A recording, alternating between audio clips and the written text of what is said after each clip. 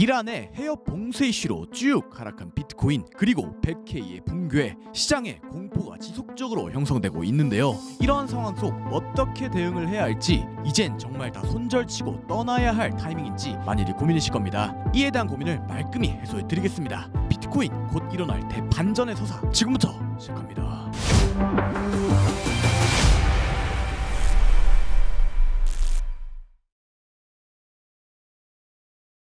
반갑습니다. 차트본 솔드생 차설입니다. 비트코인이 100K가 붕괴되며 수많은 시장 참여자들이 손절을 하고 시장을 떠나가는 분위기가 형성되고 있습니다. 주구장창 롱으로만 대응을 하고 현물 매수를 외치는 입장인 차설은 도대체 어떻게 매매를 했으며 도대체 앞으로 어떻게 할 계획인지 궁금하실 건데요. 이에 대한 의문을 해소해 드리고자 첫 번째 목차 지난 영상 복귀 및 매매 복귀, 두 번째 목차 비트코인 시황, 세 번째 목차 졸업의 요건과 이더리움, 위 세 가지 목차로 준비해 보았습니다. 여러분들의 시간은 소중하니 질질 끌 거 없이 빠르게 가보시죠. 먼저 첫 번째 목차 지난 영상 복귀 및 매매 복귀입니다. 지난 영상을 올렸던 시점 제 롱 포지션은 105.8K 평단에 반 덜어낸 후 홀딩 중에 있었는데요. 그 이후 크게 하락하는 동안에 어떻게 대응했는지 복기를 해보면 덜어낸 물량만큼 사고 평단에 팔고, 덜어낸 물량만큼 사고 평단에 팔고, 덜어낸 물량만큼 사고 평단에 팔고, 또 덜어낸 물량만큼 사고 이더리움까지 매수하여 현재는 100.8K의 비트 롱과 2135의 이더리움 롱 포지션을 동일하게 리스크 관리 및 홀딩 중에 있네요. 네, 맞습니다. 말 그대로 개 똥꼬쇼를 했고, 어떻게 보면 롱치고 물량을 덜어낼 때 차라리 숏을 쳤으면 더 많이 수익을 볼 수 있었던 것은 객관적으로 부정할 수 없습니다. 다만 그럼에도 불구 저는 이번 장에 숏을 치지 않겠다는 마음을 먹었고 이를 전부 공유드렸으며 계획한 그대로를 이행했습니다. 더불어 제 텔레그램 및 카톡방에 계신 분들은 아시듯 이 상황을 정말 빠짐없이 A부터 Z까지 하나하나 공유했으며 100K가 깨지는 순간에도 긴급 라이브를 통해 어떻게 매매하고 있는지, 어떻게 대응할 예정인지 도망가는 일 없이 전부 다 공유했습니다. 네, 생색이 맞습니다. 하지만 저는 정말 책임감을 느끼고 말뿐이 아닌 행동으로 모든 것을 보여드리고 있다고 생각합니다. 앞으로도 저는 더 책임감을 느끼고 더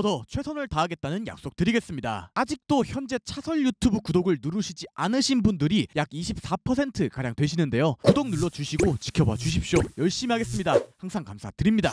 거두절미하고 다음 두 번째 목차 비트코인 시황입니다. 앞선 복귀를 통해서도 아시겠지만 전 이미 전두엽에 롱이라고 새겨진 상승론자입니다. 그렇다면 제가 왜 이더리움 롱도 비트코인 롱도 들고 있는지 하나하나 설명드리겠습니다. 빠르게 가보시죠. 먼저 첫 번째 근거, 채널의 페이크아웃입니다. 이 채널의 페이크아웃이 뭔지 모르실 분들을 위해 간단히 개념부터 설명드리면, 어떠한 채널이 형성되었을 때 이 채널의 하단에 이탈이 나온 뒤 재차 이 채널의 내부로 진입이 발생하면 이 채널의 반대편까지 가는 성질이 있다는 것입니다. 이를 인지한 상태로 현재 비트코인 1시간봉을 보면 1시간봉에서 위와 같은 채널을 작도할 수 있습니다. 이 채널의 상단과 중단의 유효성이 충분히 보이기 때문에 정석적으로 그릴 수 있는 채널이 되겠죠. 그리고 현재는 이 아랫 구간에 이탈이 발생한 뒤 재차 내부로 진입하고 반등 진행 중, 이는 명확히 채널의 페이크 아웃이 발생했다고 볼 수 있으며, 그렇다면 채널의 반대편까지 상승할 것이라고 생각합니다. 채널의 반대편은 현재 기준 108에서 109K 구간쯤 되겠네요. 이게 첫 번째 근거입니다. 다음 두 번째 근거, 이란과 이스라엘 전쟁 프랙탈입니다. 과거 2024년도 현재와 매우 유사한 형태의 이슈와 차트를 보였는데요. 2024년 4월의 이슈부터 보면 이스라엘이 먼저 이란 영사관을 선빵을 치고 이란이 미사일로 보복을 하며 이 전쟁 이슈가 대두되어 큰 폭의 조정이 나왔었죠. 이때 차트를 한번 봐보면 현재와 매우 유사하게 유효한 채널을 형성해 준 뒤 이 채널 하단에 페이크 아웃이 발생했고, 이후 채널 내부로 들어오며 결국엔 채널 반대편까지 가는 상승이 발생해 주었습니다. 현재와 심각도는 다를 수 있으나 상황적으로도 그리고 차트적으로도 상당히 유사한 모습을 띈다고 볼 수 있겠네요. 이게 두 번째 근거입니다. 다음 세 번째 근거, 유동성 흡수입니다. 비트코인이 이란의 해협 봉쇄 이슈가 터지면서 급락이 등장하였습니다. 이 이슈로 인해 옆 저점 구간인 100.3K 이탈이 나오며 수많은 개미들의 스탑로스가 터져 유동성 흡수가 발생하였고, 더불어 100K라는 상징적인 숫자가 이탈되며 더 많은 개미들의 스탑로스가 터졌다고 볼 수 있을 겁니다. 중요한 것은 이후 이 100K 및 100.3K를 하루 만에 회복해 주었다는 것입니다. 이는 앞선 페이크 아웃의 개념과 연결하여 유동성 흡수의 가능성을 더 높게 볼 수 있는 근거가 되겠죠. 유동성 흡수를 강하게 일으켰다는 것은 그 반대편으로 갈 힘을 더 모은다는 것이기 때문에 역시나 상승할 가능성을 더 높게 볼 수 있을 겁니다. 이게 세 번째 근거입니다. 마지막 네 번째 근거, 4시간봉 과매도입니다. 비트코인이 4시간봉 과매도를 75K를 찍고 나서 약 2달 만에 처음으로 들어와 주었습니다. 이 4시간봉 과매도 유의미성을 평가하기 위해 과매도가 찍혔을 때 비트코인이 어떻게 움직였는지 근래 케이스를 복기해 보면 과매도를 찍어주고 한 차례 저점 갱신 후 80%가량의 상승, 과매도를 찍어주고 한 차례 저점 갱신 후 10%가량의 상승, 과매도를 찍어주고 10%가량의 상승, 과매도를 찍어주고 20%가량의 상승, 또 과매도를 찍어주고 50%가량의 상승이 등장하였음을 확인할 수 있습니다. 즉 4시간에서 깊은 과매도권이 나온 후 머지않아 최소 단기 저점이 형성되었음을 확인할 수 있죠.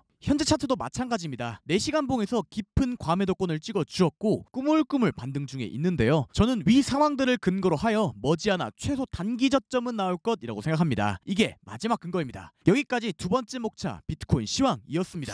다음 마지막 목차 졸업 요건 및 이더리움입니다. 이 시장에서 졸업이라는 것은 정말 쉽지 않습니다. 누구나 할 수 없기에, 그리고 하는 사람들은 소수이기 때문에 그 길은 고단하고 험난할 수밖에 없죠. 당연한 겁니다. 다만 선례를 통해 그리고 시장 분석을 통해 우리가 졸업할 수 있는 확률을 높일 수가 있습니다. 그걸 위해 매일매일 노력하고 있는 거고 또 공부해 나가는 것인데요. 어떻게 하면 확률을 늘릴 수 있냐? 현물, 선물을 나눠서 이야기를 드리면 파생시장, 즉 선물시장에서는 숏이 아닌 롱으로 대응하는 것입니다. 숏으로 재미를 보면 정말 짜릿하고 즐거운 거 제가 더 잘 압니다. 하지만 결국 숏은 먹을 수 있는 범위가 명확히 한정되어 있지만 롱은 그렇지 않습니다. 무한대로 발산이 가능해요. 그리고 포지션 이름이 롱숏인 이유가 있는데, 롱은 추세가 더 길게 간다라는 의미에서 롱이고 숏은 추세가 더 짧게 간다라는 의미에서 숏입니다. 추세 파동, 즉 원웨이는 롱이 더 유리하다는 거예요. 제가 경험하기에 그리고 실제로 많은 사례를 보기에 숏으로 흥하면 결국 숏으로 잃습니다. 즉 추세 파동을 먹기 위해선, 그리고 졸업을 하기 위해선 롱으로 졸업을 해야 합니다. 이게 선물시장, 파생시장의 진리예요. 다음으로 현물을 어떻게 해야 하냐? 메타 인지가 상당히 중요합니다. 본인 객관화가 얼마나 돼 있냐는 거예요. 자, 내가 오르면 잘 팔고 눌렸을 때 잘 저점 잡아서 팔 수 있는 사람이냐, 그렇지 않냐를 먼저 판단해 보세요. 그게 된다면 그냥 그렇게 하시면 됩니다. 정말 잘하시는 분인 거예요. 하지만 현실은 사고 팔고를 잘 할 수 있는 사람은 5% 아니 1%도 되지 않습니다. 장담합니다. 1%에 든다면 축하드려요. 즉 매매 횟수를 늘리면 늘릴수록 시드가 우하향할 수밖에 없는 가능성이 기하급수적으로 늘어납니다. 수학적으로 그럴 수밖에 없어요. 제가 존버를 외친 이유가 이 이유인데요. 아까도 말씀드렸듯이 매매 횟수를 계속 반복적으로 늘리면 시드는 우하향할 가능성이 무조건 올라갑니다. 하지만 매매를 줄인다면, 즉 존버를 한다면 매매 횟수를 반복하는 것보다 시행 횟수가 적으므로 당연하게도 확률이 높겠죠. 이건 수학적으로 본인에 대한 가치 판단이 명확하다면 정말 부정할 수 없는 현실일 겁니다. 그 이유에서 저는 현물을 하시는 분들은 존버를 하시는 게 더 수학적으로 유리하다라는 이야기를 드리는 거예요. 또 제가 이 말을 하면 제가 하는 말이 고배 롱치고 존버하라는 말은 당연히 아닙니다. 그건 짐승이에요. 그냥 홀짝 사다리 타러 가세요. 드리고 싶은 이야기는 시장에서 결국 졸업을 하기 위해선 숏을 치는 게 아닌 결국 롱 위주로 대응을 해야 한다는 것이고, 현물은 매매 수를 최대한 줄여야 한다는 것입니다. 제가 굳이